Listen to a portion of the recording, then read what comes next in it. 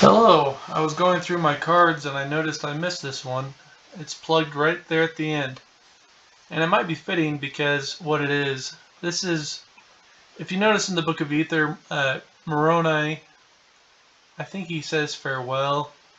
I think he might also do that in the last Book of Mormon, and in his own book he might say farewell a few times. I didn't note exactly where he says those, but I have my theory that he was sailing because he says choice vessel, anchor, have faith like an anchor, and he talks about child baptism. I think he sailed to the British Isles and he heard about that while he was there. I think that's how the Mulekites got over there, was the North Atlantic Seaway, and I think the Nephites actually had somebody who knew how to sail from the British Isles and the North Atlantic Seaway to Zarahemla if the river there, or Sidon, if it was able to get out to the Atlantic. A lot of people do think that. Some people think that Zarahemla was in South America or Mesoamerica, and even if that is the case, I think the Nephites had people who knew how to sail from one continent to the next. I also think that the Jaredites and the Lamanites knew how to sail, except they were going the other way, over into Asia. And I think people from their culture also got to Hawaii. I know people think that, what is his name? The guy who builds Hagoth. But I think he sounds like Haggis. And I think he found his way over to the British Isles. And I think that a lot of the Jaredites and Lamanites, they were able to get over to the Japan and China, mostly because of Moroni's record. And we read so much of it about the fine twined linen and the whatever, but them mentioning silk at all is a time marker. And anybody who reads this with their academic glasses on, they see silk, and it's just been hidden in my mind for so long. But one day I was just like, if they have silk, I mean, there's a history for silk, and that history ties them into China. And then Moroni declares that they write better than the Nephites. And the history of the Jaredites are that their language was not confounded. But I wanted to show this, tying back into this Moroni saying farewell. I have a theory that he would leave, and then he would return, and then every now and then he would add more to the plates. He would get them out again and add a plate. And so here inside of this picture, I'm depicting old man Moroni, and he's sailing, and he's got his little trinkets. And looking out the window, you see that he's out at sea, and this is his cabin, and he's doing he's adding a new gold leaf. He's getting ready to add it to the plates, but for now he's doing it in his ship. This is Captain Historian, 2 colorless, 1 red, Cleric Pirate, Ward 3. Your artifacts all have Ward 1. And then the scripture, the Book of Ether.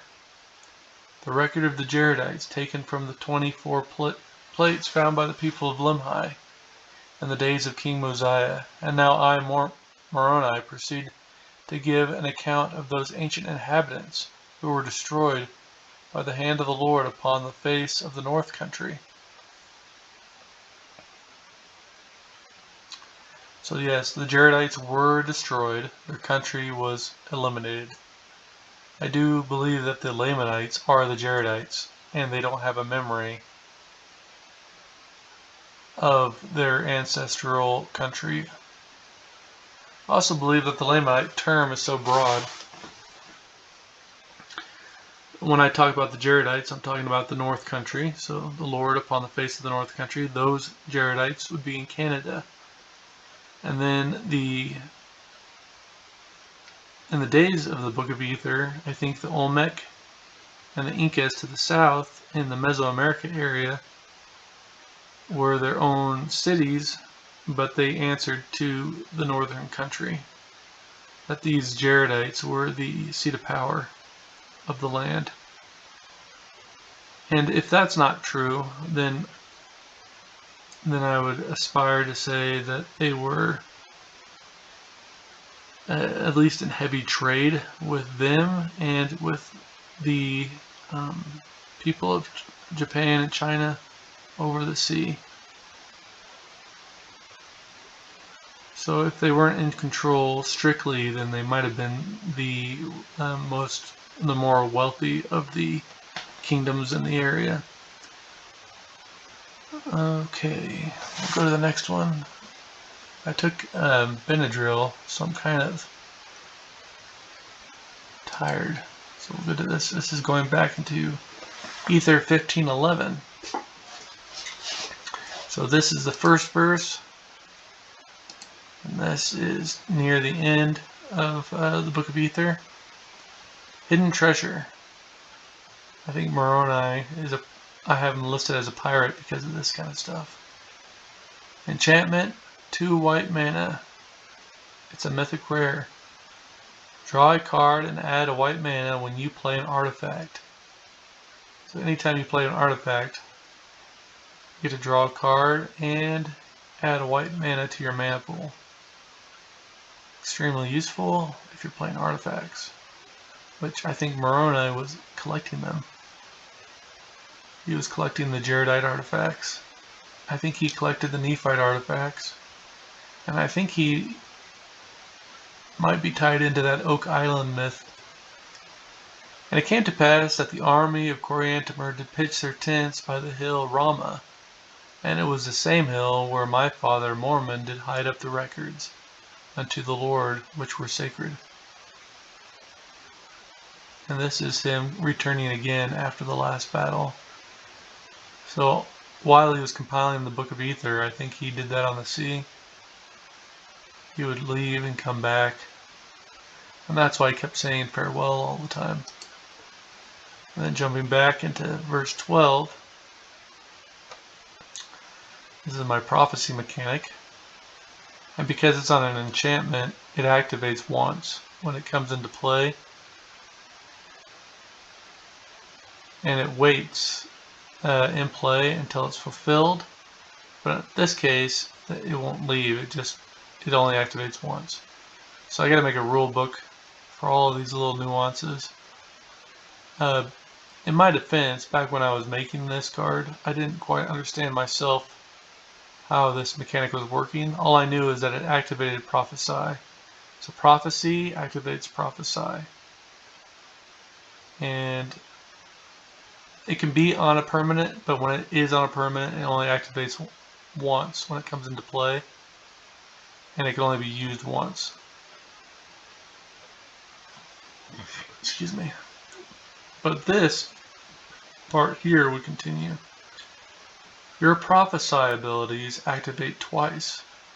So anytime any of your creatures or anything that you has a Prophesy ability, with this in play, it would happen twice. It's pretty good. And because it's a mythic rare, it's under the impression that you will build your deck around this. Which, if you did, you'd have a lot of Prophecy and a lot of Prophesy cards. This is supposed to be Ether up here on the rock. And it came to pass that they did gather together all the people upon the face of the land who had not been save it was Ether. And I have the women here because things are going to get pretty bad.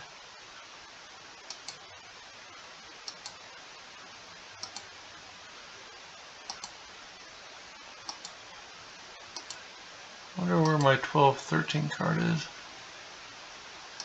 We'll read this one though. 12:15. I think these two are 12:15.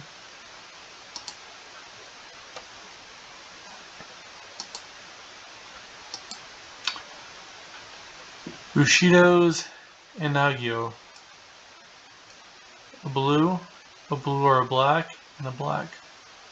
Legendary enchantment. If a creature you control is removed from play, create a gold token samurai 1/1 creature. If it was a token, you lose a life. If not, prophecy. Okay, so this activates a prophecy.